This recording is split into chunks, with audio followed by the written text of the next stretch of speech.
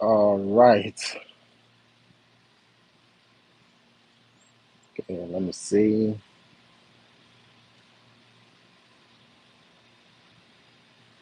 Okay, I'm just gonna wait for at least few people to join before I start the topic for the day. I'm counting down to so just 1 minute, then I will begin. Hi, you're welcome to join my live.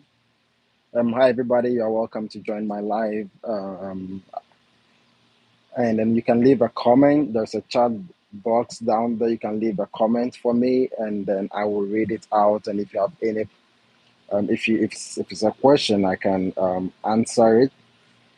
And can you all hear me? Just testing my mic, my microphone. Can you hear me? Hi, hi, hi. I'm Dr. Bala.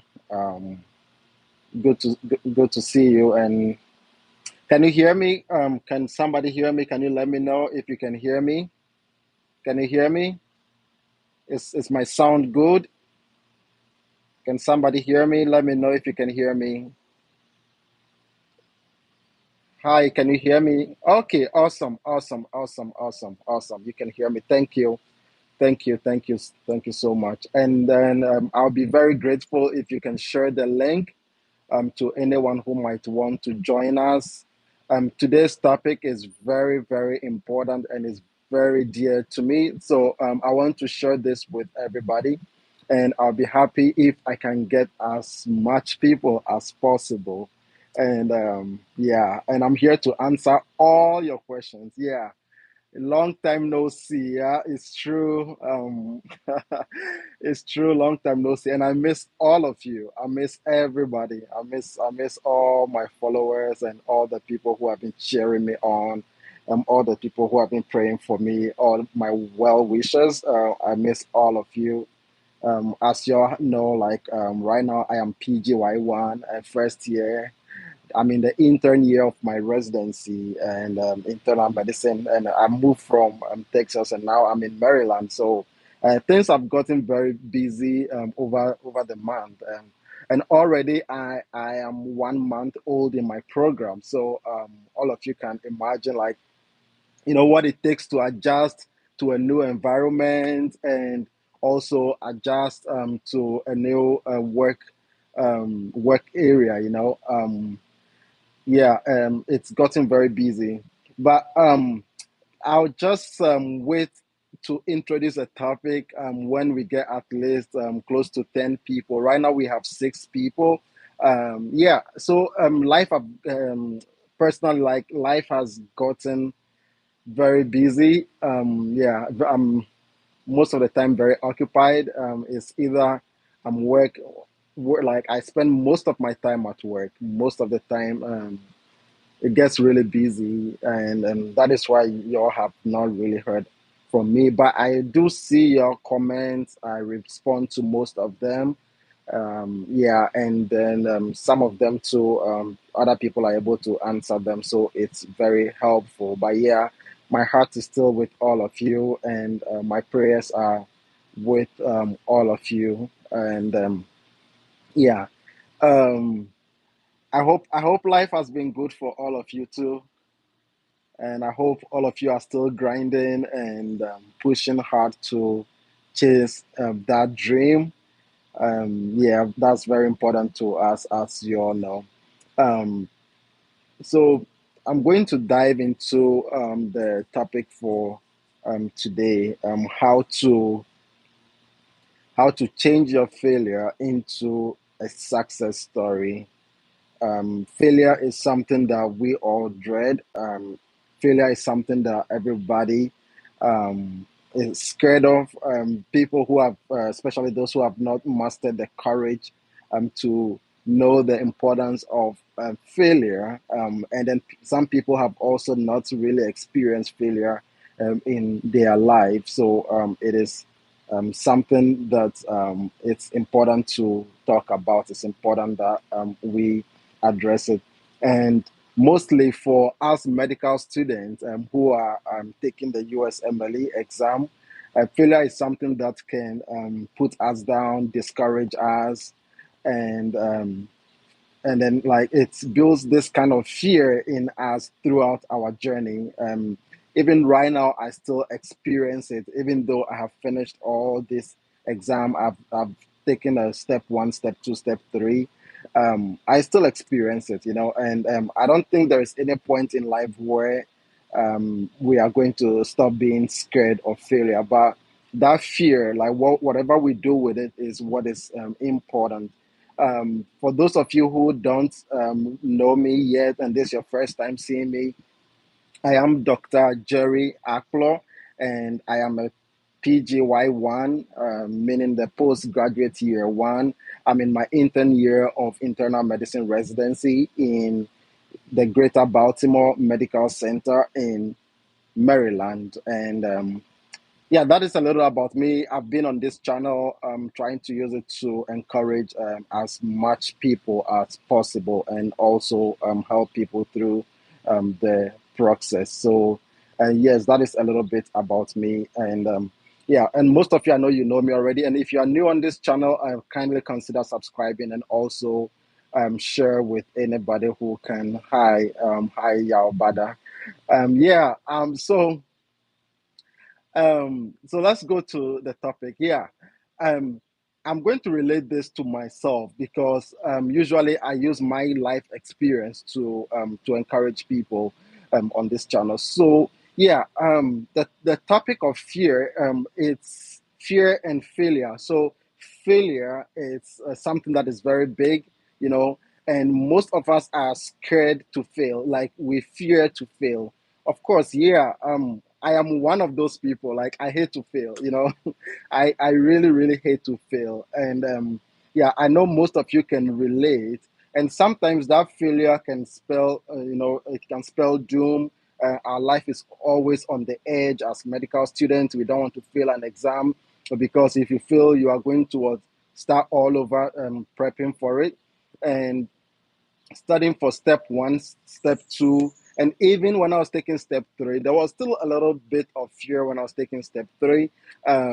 So yeah, so for my process, like when I started step one, before decided to start prepping for step one, there was this fear that was in me.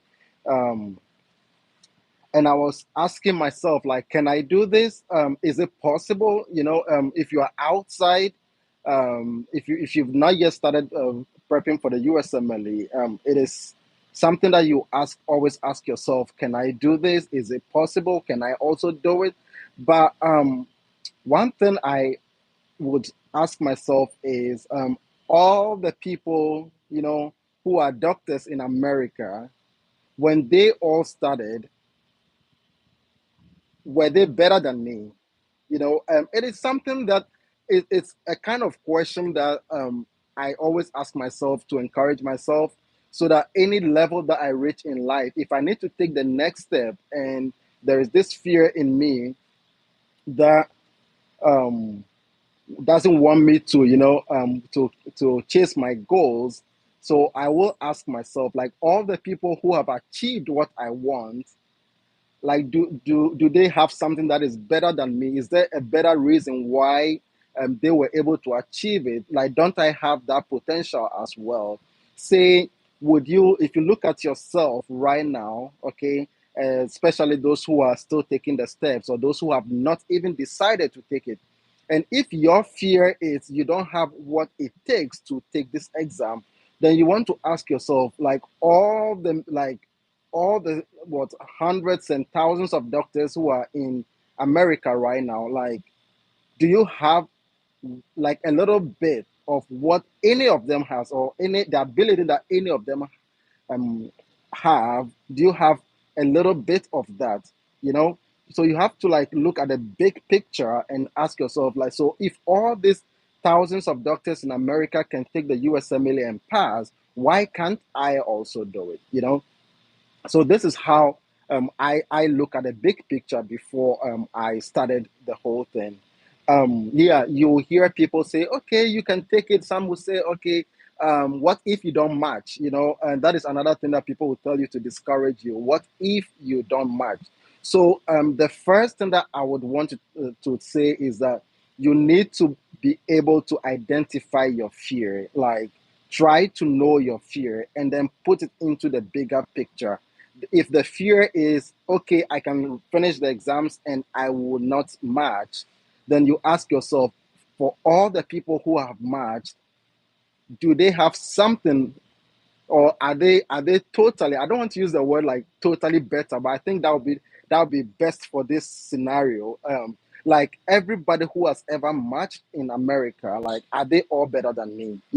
You want to ask yourself, all these people who have marched, all these people who are doctors, are they all like better than me, in the sense that, like, whatever they have, whatever mental capacity that they have, like, can I like, don't I have a little bit of that, or can't I also be like them? So that is important. You have to define your fear, and then know how to put that fear in the big picture.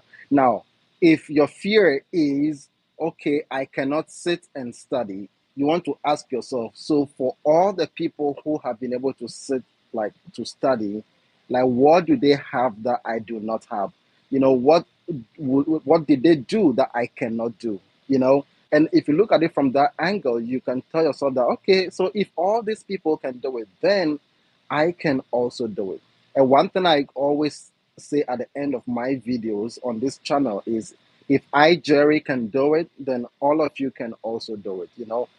Everyone can do it, because I ask myself, like, if anybody can do it, then I can do it too. So if I can do it, so then anyone else will be able to do it. Now, for those of you who also are taking the steps, and you maybe, for some reason, you didn't do well in your assessments, you are not able to read for a long time, or, I mean, you have your own reason for not performing. You want to be able to identify what that fear. Is it fear that when you go into the exam you are going to fail?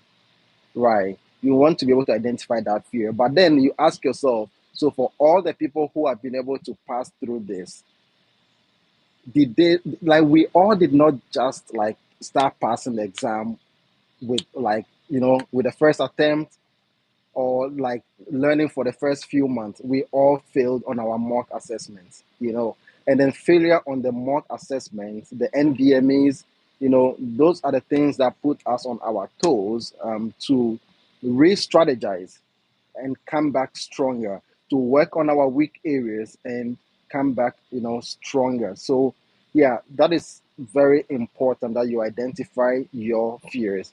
Let me see. I think somebody asked a question here. Let me see if I can find it.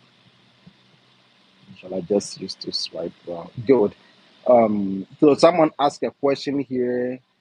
Um, so he's asking, am I in the northeast? Well, I'm in the east coast. Yeah, I'm in the east coast. Yeah. So Dr. Jerry, is it possible to get a job in US without USMLE step exams? Meanwhile, prepping for the step exam. I mean, it's possible to get a job. It's possible. A lot of people take jobs, like they are scribes to physicians. They help physicians in their offices, and some people are into research programs where they work for some professors, and they and then they get paid. Then there are other jobs that are outside the health profession that people can do, but that is another topic for another day. But yeah, it is possible. It is possible. Yeah.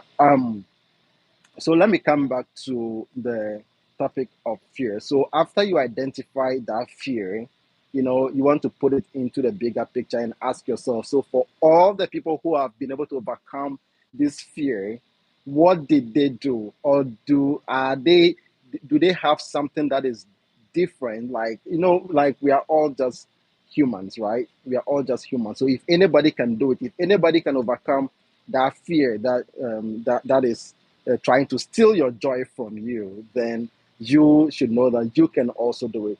The only time that you cannot do it is when you decide to give up. and all depends on you. When you look at the fear and you tell yourself that this fear is going to overcome me and you decide to give up, that is the only time that you will end up failing. But if you use that fear as a motivation, if you see that fear as something that just wants to steal your joy and is temporary, then you should know that you can overcome it. And it's possible that you can overcome everything. Now, you want to face that fear head on. You know, you need to face it head on. Um, Let me see this one.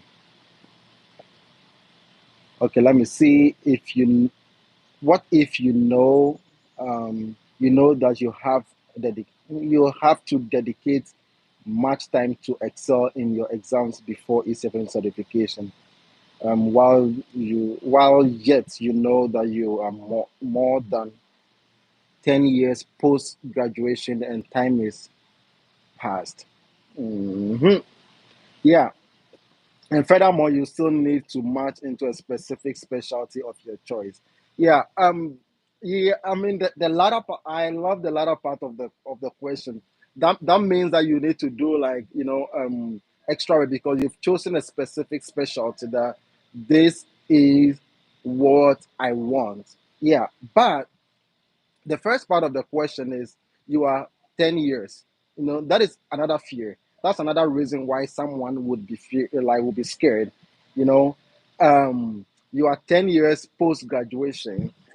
Personally, I love to give examples. So, like, in my program, like, there's someone who is 10 years post graduation, right? There's someone who is 10 years post graduation. I think and there are a lot of people in my program, for example, who have longer years of graduation. So that is an evidence that being 10 years old graduate, being a 10-year-old graduate, is not a limitation to getting matched in any specialty. There are a lot of things that help people to match into programs. Your scores are number one.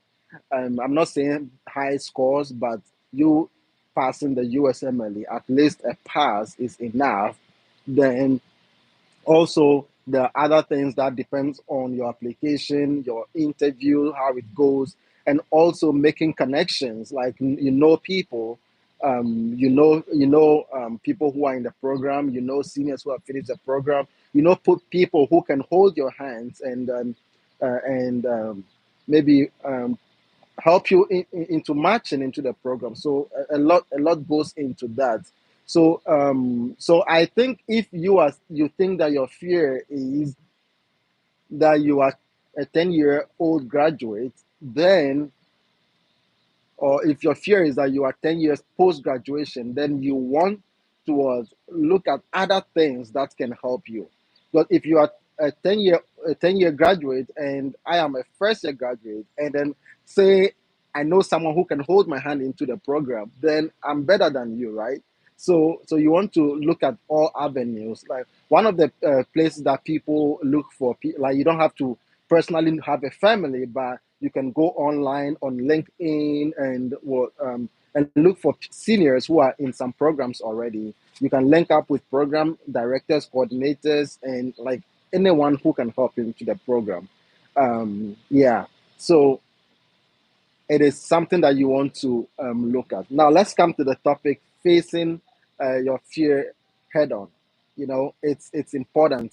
If you let your fear discourage you, then it will be difficult for you to progress. But you also have to make sure that whatever that is scaring you, you also have what it takes to scare that thing. Um, if if you think that, like, I was watching this video, and I think it was a snake and a cat, and I realized that anytime the snake is moving forward, the cat begins to go back, and then anytime the cat is coming forward, the snake begins to go back. So if we are scared of something, like, as soon as we are ready to take it head on, that fear also begins to push itself backwards. But if we are trying to like move away and hide from it, then it will continue coming, dawning on us, and eventually put us down, and then we cannot be successful. So, very important that we are able to take our fears or face our fears head on. Yeah. Let me look at the next question that somebody asked. How did you manage your USMLE prep whilst working as assistant? Personally, I did not work as an assistant, but yeah. But let's say somebody's working as an assistant. Another question is, how do you keep focus and avoid burnout mentally and physically? Yeah, that was actually my next topic that I was going to talk about. Now, that was exactly what I was going to talk about next. So, how did you manage your USMLE prep whilst working? Yes. Personally, I was someone who was working whilst prepping for the USMLE. Initially, when I started, I was working like five days, 5 nights in a week, and mostly it was like a continuous schedule back to back. So I work like Monday to Friday, then I get the rest of the 2 days off. Then sometimes I'll pick 4 shifts in a week. So the first thing I was doing is anytime I come home, I'll try to read something before I sleep. So I do 12-hour shift. So when I come home in the morning at 8 to 9 a.m., I'll try to read a little bit or do some few questions. Even if I'm able to do like 1 hour or 2 hours, it is better than doing nothing. And personally, I've noticed that when I am stressed, especially from work, I tend to forget when I read, but I can use that as passive reading. Though I am tired and I know I'm going to forget most of the things, and you don't have that concentration, and mental strength to remember stuff, but it is, I can consider it as a passive read, so that it is not going to be new to me. Even though I cannot recall the information vividly, um, I will be able to like remember that I have read it before. So in the future, if I read it again, it will be my second read, and it will not be fresh. Um, so um, so some of the topics that I'll read, I'll make sure that they are not as hard, like they are not very hard topics, and they are easy topics. And sometimes, like when say I'm at work and I get some free time, I'll just do some 5 questions. I'll just do some 5 questions from UWorld on my cell phone, and then when I come home, then I review those questions. So that was a way I was balancing studies and work. Yeah. There are a lot other things that I did, but I think these are the main ones. Just make sure that you never give up. There'll be times that you feel like you want to sleep, but the longer you prolong or the more you delay your prep, then the longer it's going to take for you to come into a residency. So whatever little time that you have now after work, at work, just make sure that you channel all that time into studies. The road is not easy, it's lengthy, it's bumpy, but it is doable, it is possible. One more thing that I was doing um, is that say I just try to avoid a lot of distractions. So I know that work has already taken 12 hours from me. So when I come back home, then I also make sure that I limit distractions. I have to wake up and get ready, if it's make food, and all that thing. So if making food is what would delay your time, you want to meal prep the previous week for the next week, and so that you are not wasting time making food every day. There are a lot more things that you can do. Okay, I think it's kind of noisy around here, but I hope you all can hear me. If you can hear me, I'm good. Okay, um, let's see. Yeah. Yeah. Somebody's asking me, is it true that the U World questions are harder than the actual exams? Um, it depends on how you are looking at it, because U World is a learning tool, and yeah, UWorld is a learning tool, right? So it depends on how you are looking at the UWorld. If you are using the UWorld to assess yourself and then you compare it to the exam, it depends on your level of knowledge and also how much information you have taken from the UWorld. So that if I'm reading UWorld, every word in UWorld question has a reason why they put it there. So if you can extract the information out very well, then the exam becomes easy for you.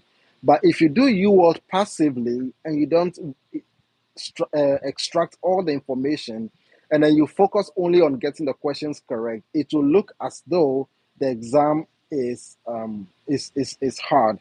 Also, people get different blocks in the exam, right? And there's someone whose blocks will be easy and someone's blocks might be harder. So it can be true for different people, and it might not be true for someone else, but from my personal experience, um if I remember step one U World versus the exams, um I would say the exam was more straightforward for me. The exam was more like straightforward, and in the exam I got questions that I can easily relate to, versus UWorld. And remember, UWorld is the whole syllabi, like that is compressed into UWorld. By exam, the exam picks just certain topics, so definitely the exam should be easier than UWorld. But that does not mean that you should not take UWorld seriously. That does not mean that you should abandon UWorld or read UWorld passively. Um, um, can I plead with all of you to kindly like this video for me, so that YouTube algorithm can recognize this video and can go as far as possible. Thank you. Just give me a like. Give me a like, and I will really appreciate that. And if you have not subscribed, kindly subscribe for me. If you haven't subscribed, kindly subscribe. Yeah, so I see 11 people. Kindly hit the like button for me. Thank you so much. So yeah, yeah, yeah. World, of course, is the best prep material out there. Um, no doubt about that. I used UWorld for step one. I used it for step two, and I used it for step three as well. And UWorld is the best prep material out there. And yeah, I think if you use only UWorld and the first aid and use some lecture videos to explain the concepts, you should definitely be good on the exams. Um, yeah. So now, let me come back to um, good. So the next question is talking about how to keep focus and avoid burnout mentally and physically during the whole journey. Um, yeah, there were several times that I got burned out along the way. This road is very bumpy, and there were times that even like I feel like I sit too long, like, and then I was getting neck pain, this chronic neck pain that anytime I sit, I'll be feeling the neck pain. And then anytime I get up, my tailbone will be hurting because I sit for too long.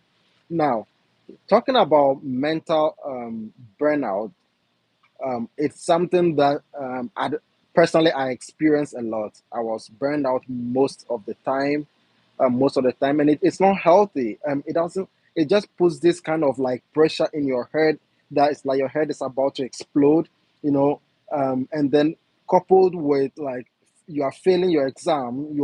I mean, not the exam, but you are failing your NBMAs. You are not doing well. Your scores are not going up, When all this happens, like it puts extra stress on you. You are working, you are raising against the year of graduation. You are trying to get clinical experience at the same time. You have kids, you have a job, and you have family also, and all this can put pressure on you.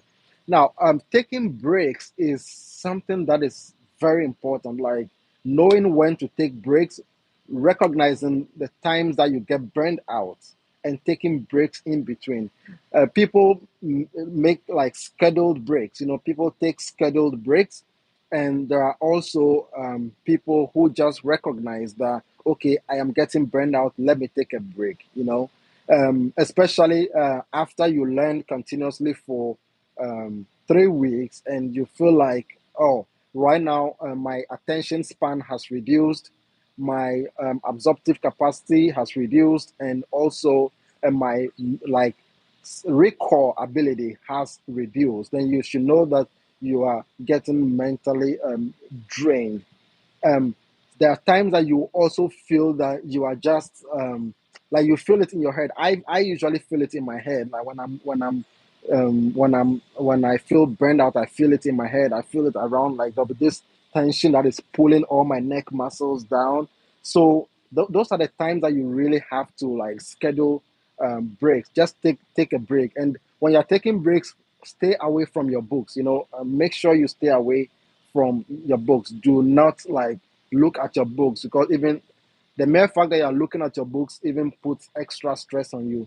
Go out somewhere with family, go to the beach, just go to a place that is not book related or exams related, and do something for fun and come back stronger. The times I usually take breaks are after I do an NBME, and then I review it. After reviewing it, so I do the NBME today, then I take a break. As soon as I finish my NBME, you'll find me in the swimming pool. I'll be in the pool for the rest of the day. So I start my NBME in the morning, say 9, by 2, 3 p.m. I finish the NBME, and then I'll be in the pool even before I review it. So I'll be in the pool for the rest of the day, and then in the evening, I come back and start my review. I'll do the first block, and then the next day, I do the next 3 blocks. And then, if I want to schedule a break, that is the time I want to schedule the break and take a day off or 2 days off. Personally, I did not take 2 days off, it was a day off. I did a day off, but not 2 days off. And depending on what you do, there are some people sleeping might be helpful. Going out somewhere to the beach might be helpful. Going somewhere to do something could also can be helpful. So taking breaks are very important, and staying focused. I think staying focused should be is an internal thing. It should be it's from you yourself. You decide that I want to remain focused. You decide that I want to take a break. You decide that I don't want to do this anymore. You decide that I want to be in residency by this time. So staying focused depends on yourself. There are external things that will try to like derail you a little bit. There'll be pressure from family, pressure from wife, pressure from what you raising against time. There'll be other people who will be calling you, let's go here, let's do that, let's do this. But those are all external pressures, but it all depends on your situation. There are some people who can push, like just brush it off, say, okay, I am not going. But I spoke to a lot of other people who will say, okay, my in-law is coming, and I cannot keep studying, because when they come and they see me studying, they might think that, oh, I'm not taking care of their son well. They might get angry. So those are personal issues. Those are personal issues. And then you have to know exactly what is more important to you. Is it your family that is more important to you, or is it your relationship that is more important to you, or is it what you want to achieve that is more important to you? There are times in life that you have to make such tough decisions. If you are able to like proceed without losing anything, it's perfect. But from people that I speak to, I was in some Reddit groups, and a lot of people lose their significant others because they've chosen to be in this journey. Is it good? I don't know. I don't know, because everybody has what is important to them. So um, you have to be able to identify like what is derailing you, or what is making you not focus, and knowing how to deal with it. But success in this journey takes a lot of mental toughness, a lot of difficult decisions. You have to be very tough, like on yourself. Look at the goal, and a lot of things will come and try to like push you away from your goal, and you have to be tough and say, this is what I want, this is what I'm going to do, and I will do it, and I will achieve whatever I want, and you can actually do it. Let me see if there is another question, or get to the next topic. um, Good, good, good, good, good. I see another very important one. How do you control your environment? Family, avoid distractions, meet family needs whilst you are studying. Yeah, this. I think I answered some part of this question in the past few minutes in the previous question. So controlling your environment I think, is the number one thing. Like the whole environment.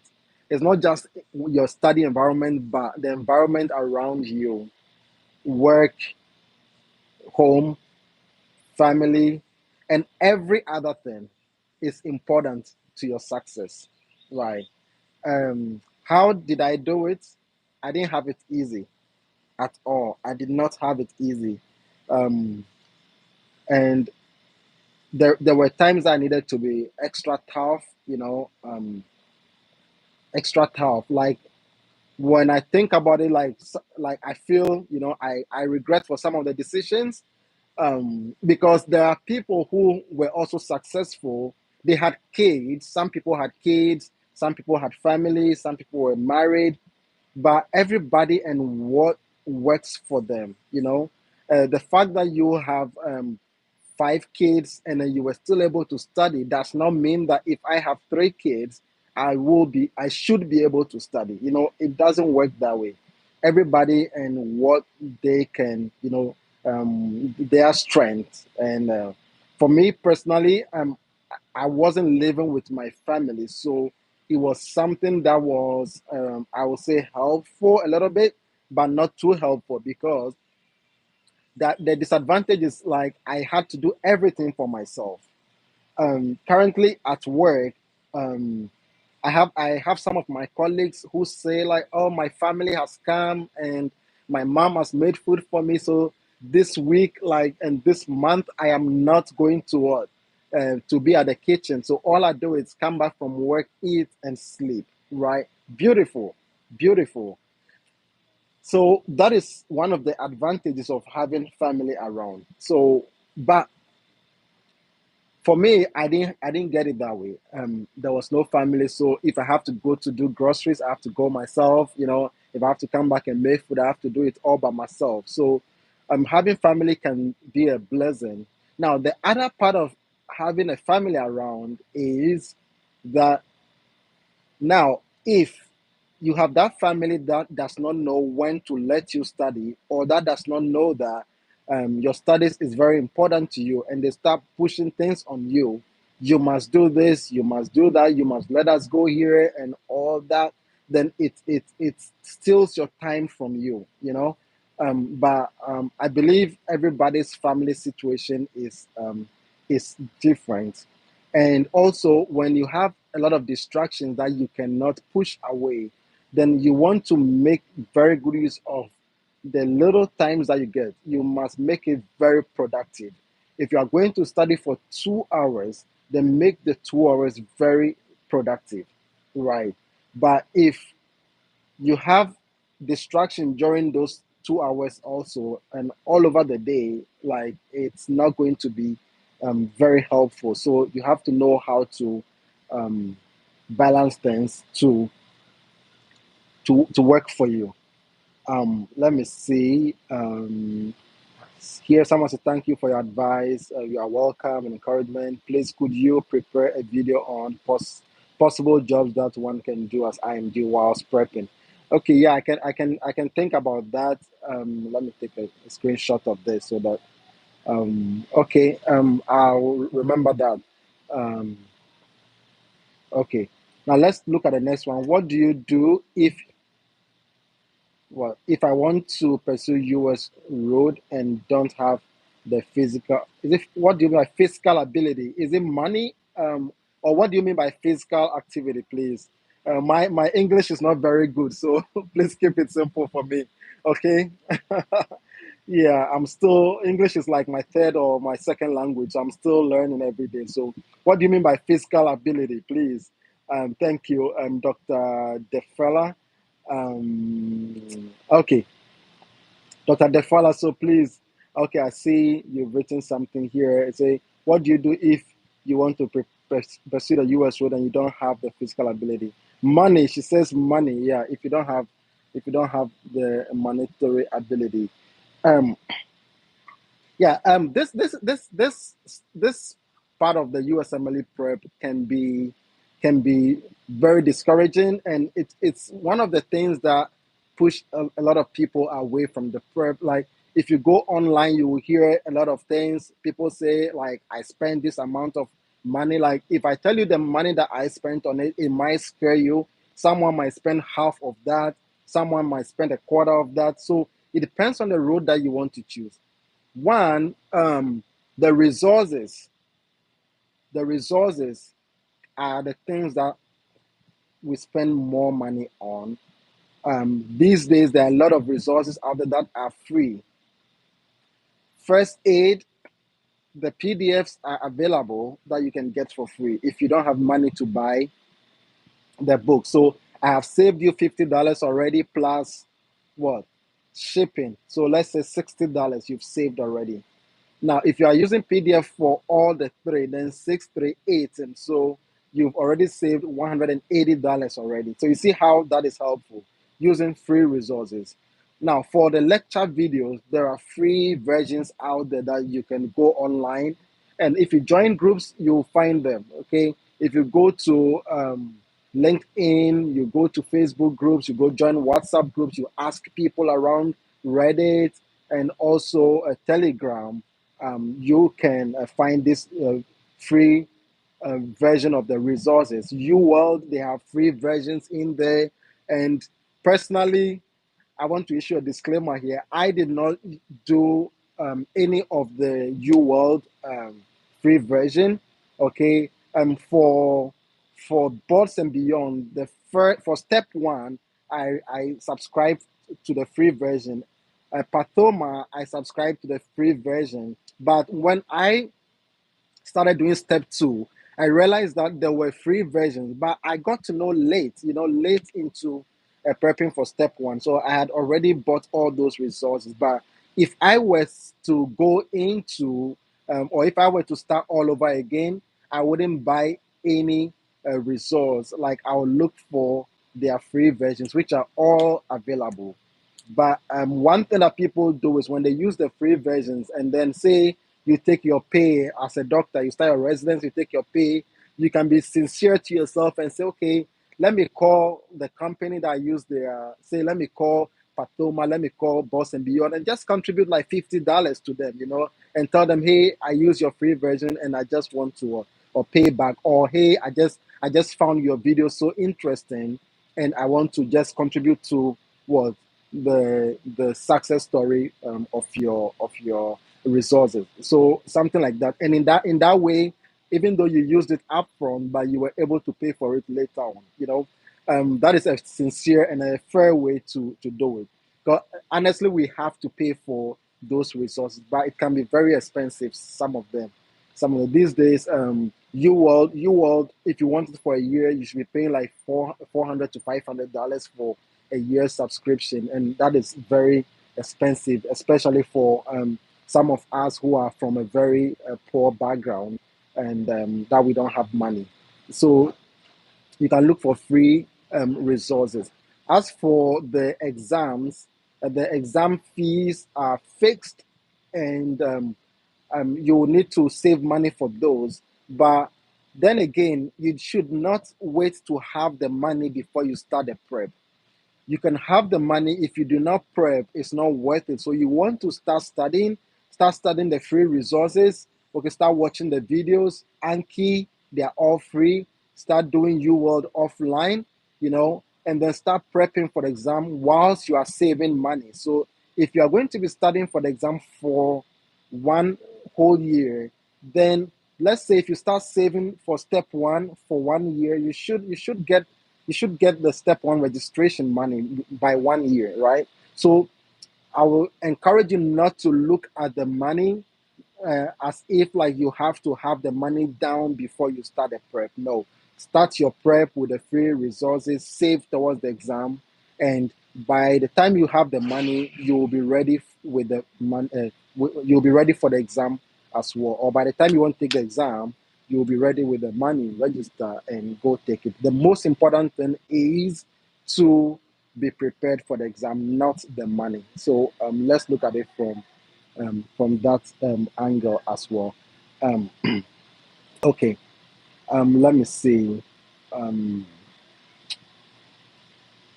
okay, I hope I answered your question, Dr. Defala. Yeah, it's expensive. It can be expensive. It can be expensive if you want to make it expensive, right?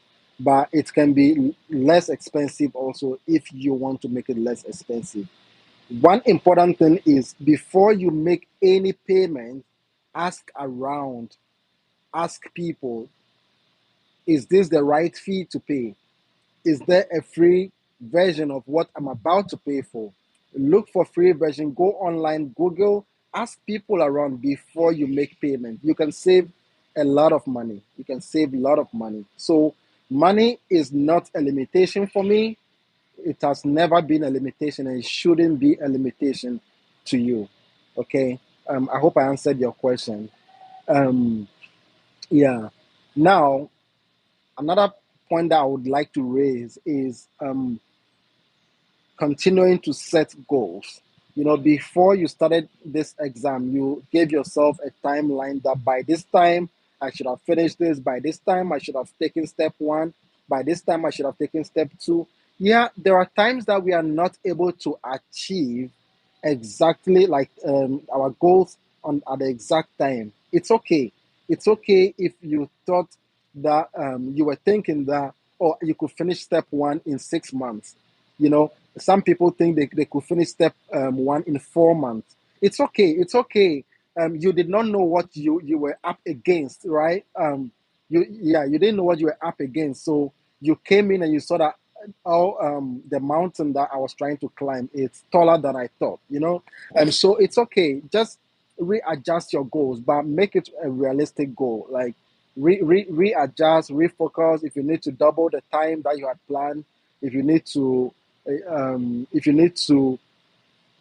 reset your goals, just it's okay. Reset your goals. Don't be too hard on yourself.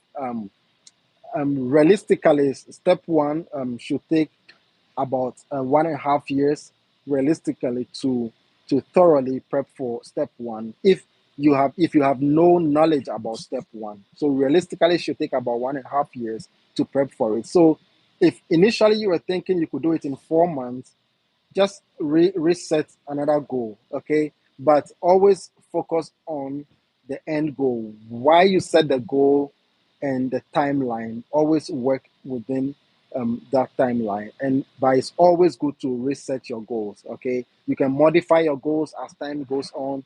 You can reset your goals as time goes on. And sometimes also someone might think that, oh, I want to take step one in the next 2 years. But as you start, you realize that, oh, my 2 years was actually too far. It's also okay. It's also okay. That is actually the best. So set goals and continue to set goals. Never stop setting goals. Continue two step goals. Stay focused. I've talked about that already. Stay focused. Stay focused. Like always, remember to stay focused. Don't forget what you are up against. Okay, it's not easy, but it's doable. Okay, now, if nobody has any other question, my next point that I'm going to talk about is learning to fail as a team. This is very important um, because failure failure can be very discouraging. But if you have somebody that you are failing with, then you be encouraged that after all, I'm not in this alone. I'm not the only one who is failing. Other people are also failing. You can do this by like listening to other people's stories as well. So that if you're in a group and you ask somebody, hey, um, I got this on this exam, or I got this on, so let's say I failed step one, right? Or say I failed an NBME, or I did not get the score I wanted, then I should be okay sharing my scores with people and tell them, hey, I got this. Like, how did you overcome it? Or how did you go about it? And you sharing your success and your failures with people can encourage what you, or it will help those people to encourage you and tell you what to do. There are people who do not like to talk about their failures, but failures are not what define you. Okay, so feel free to talk about your failures. Feel free to say, hey, I feel so sad, but this is what I got. I put in all the hard work. I thought I was going to get something better, but I failed again. How should I go about it? That is when you will get answers to your struggle. Be free to tell people that, hey, I did not do well. I did not do well. I thought I was going to get this. I did all the hard work, but this is what got on this NBME. Now, how should I review this NBME? Or how should I have done it? Or how should I approach NBMEs going forward? So people will like help you with a lot of inputs, and that can be very helpful. So open up, be free to share your scores with people the same way you will be happy to share your success with people. Be free to share your scores with people. Be free to share your struggles with people. And on this same topic, failing as a team, the best way is finding a study partner. You know, now, I always preach the topic of finding a study partner. If you have a study partner and both of you are studying, you have your defined timeline that you are studying in, then it will happen that you will all be taking your NBMEs and the mock tests at the same time, right? So you plan, you take it together, and I mean, not take it in person together, but everybody is home taking theirs, but it's around the same time, right? And then you're all going to review it together. There'll be questions that you are going to miss, and your study partner will get it correct. And there'll be questions that you will get correct, and they will get it wrong. Now, this is the time, what, during the review, for them to show you what they did differently and how they understood the question, or why they chose the correct answer and you chose the wrong answer. And that helps you to what? To speed up your learning process. They are going to help you with their strength so that you don't have to spend so much time to become good as them. And you are going to also supplement their knowledge, or also complement their strength. So study partners, I found it very important. And as you all know, I've been saying it.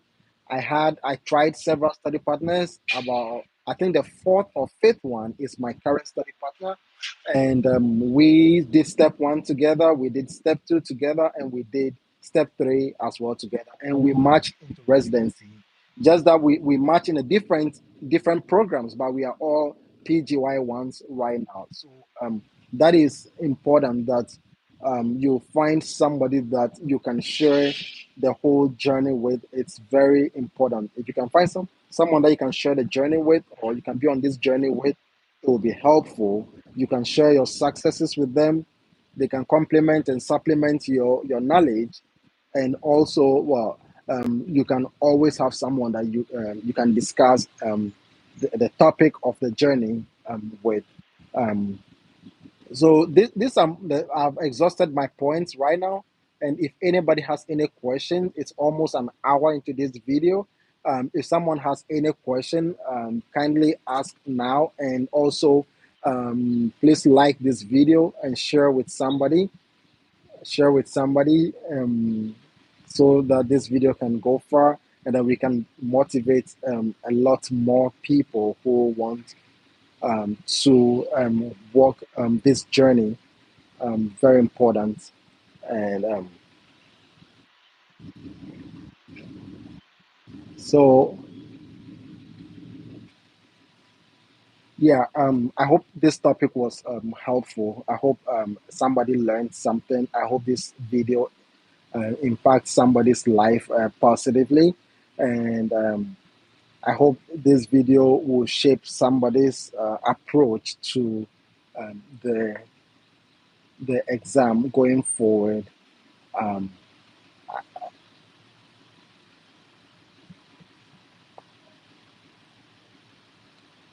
I have 4 more minutes, and I should be ending the video in 4 minutes. In 4 minutes, exactly 4 minutes, I should end the video. And thanks so much.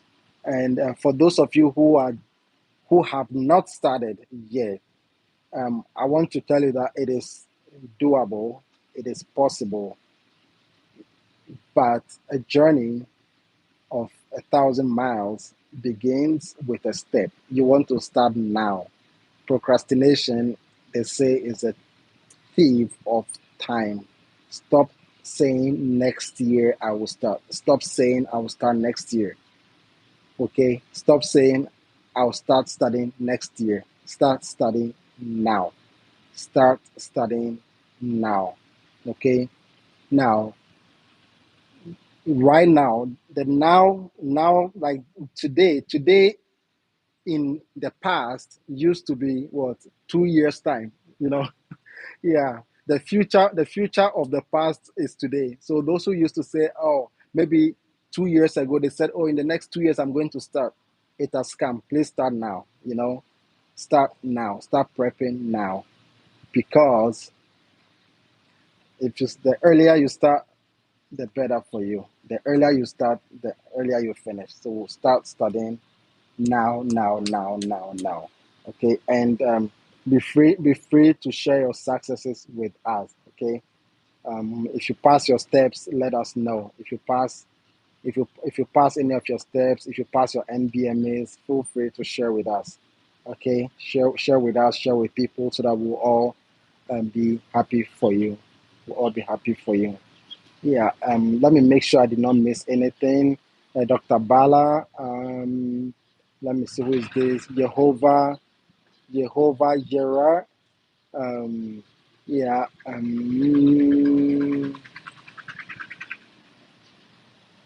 I just hope I did not miss anybody's questions. Um, okay, yeah, I have almost 2 minutes to end this video. And I'll just use this time to talk a little bit about my first month. I am 1 month old in my residency program, and I'll use this opportunity to talk about my first month of residency. Um, so when we started with orientation. It was about 2 weeks of um, about 2 to 3 weeks of orientation. There was a load of information, like a lot of information that we had to assimilate. Yeah, a lot, like knowing the hospital system, knowing what is expected from you, and doing a lot of modules, doing your ACLS classes, simulation, and all that. It was a lot. Then fast forward, we transitioned. We had this transition week where we get used to the hospital environment. So the transition schedule was like 2 weeks, and then I started from the ICU. And my first night in the ICU, I'd never worked in the ICU. Oh my God. I was asking myself, like, what am I going to do in the ICU? Like, what if I get there and they call a code and I don't know what to do?